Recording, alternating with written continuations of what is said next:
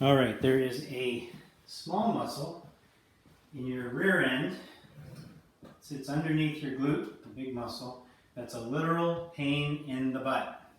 Your sciatic nerve probably runs through it. That's true for about 80 to 90% of the population. So when it gets angry, numbness, tingling, a whole bunch of stuff down your leg. It's a muscle that externally rotates your foot like this. So there's a good way to stretch it. It's a little bit weird, but I want to show it to you because it could really help you out if you find that you get constant numbness and tingling down the leg. Now there's different causes for, it's called Piriformis syndrome.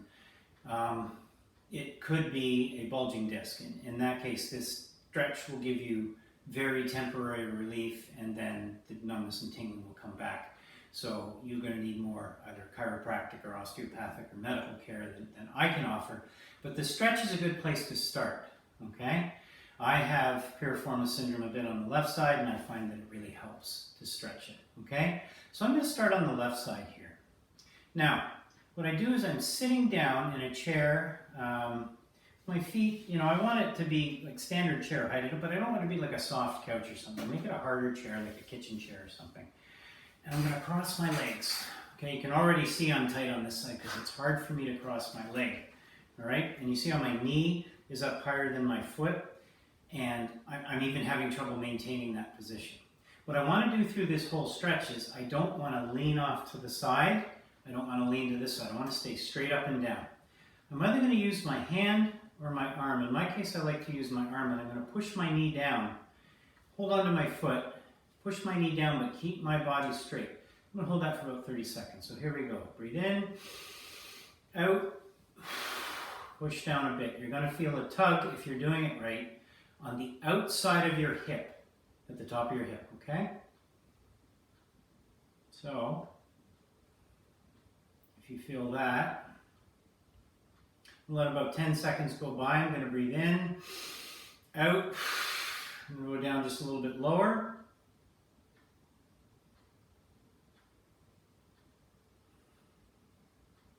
I like to do these stretches for about 30 seconds, okay? Breathe in, out, a little bit lower. Now see, I'm getting my knee down to almost parallel with my ankle, okay? Which is kind of where it should sit naturally, but mine never does because it's tight.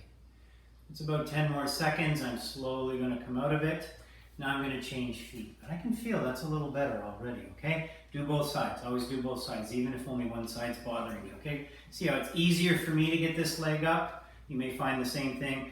My knee is already almost parallel with my ankle. This side is not as tight. Okay, I'm going to breathe in, out, push down. I'm already at parallel now. Okay, so this side is not as bad as the other side, but I've worked my legs recently. It's good to keep these muscles stretched, so I'm going to do this. Again, 30 seconds is not a rule. I've said this in my other videos. My strength coach will tell you that you should really stretch until you feel the muscle release. Breathe in, out, into my second 10 seconds of my 30-second stretch. I think 30 seconds is a good guideline to follow. But if you need to stretch it for longer, or if you find that it releases sooner, that's true for you.